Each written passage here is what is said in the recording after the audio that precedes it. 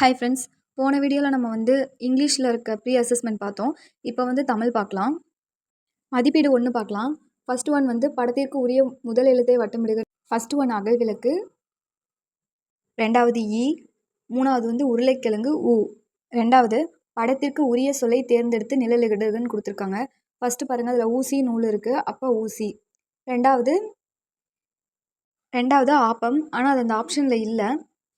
மூணாவது படத்திற்கு உரிய சொல்லை எழுதுக, இட்லி.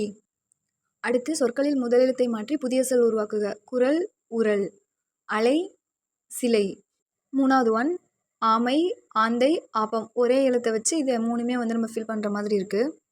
அடுத்தது சொல்லுக்குள் சொல் உருவாக்குக, ஆட்டுக்குட்டி, ஆடு, குட்டி. இது ரெண்டும் தனித்தனி சொல்லாக உருவாக்கணும்.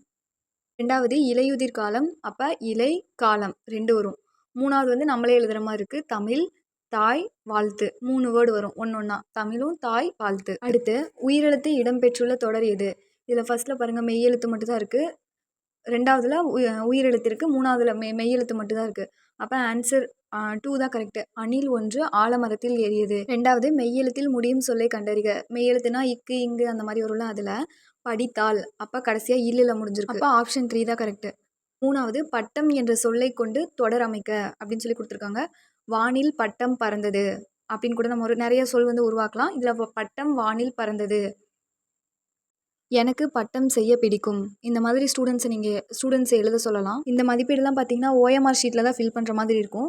எந்தெந்த டிஸ்ட்ரிக்டில் OMR ஷீட் கொடுத்துட்டாங்கன்னு சொல்லி கமெண்ட்டில் சொல்லுங்கள். நெக்ஸ்ட் வீடியோவில் OMR ஷீட்டில் எப்படி ஸ்டூடெண்ட்ஸை ஃபில் பண்ண வைக்கலாம், எப்படி ப்ராக்டிஸ் கொடுக்கலாம் அப்படின்னு சொல்லிட்டு நெக்ஸ்ட் வீடியோவில் பார்க்கலாம். இந்த வீடியோ உங்களுக்கு பிடிச்சிருந்தா லைக் பண்ணுங்கள், சப்ஸ்கிரைப் பண்ணுங்கள், ஃப்ரெண்ட்ஸ்க்கு ஷேர் பண்ணுங்கள். தேங்க்யூ.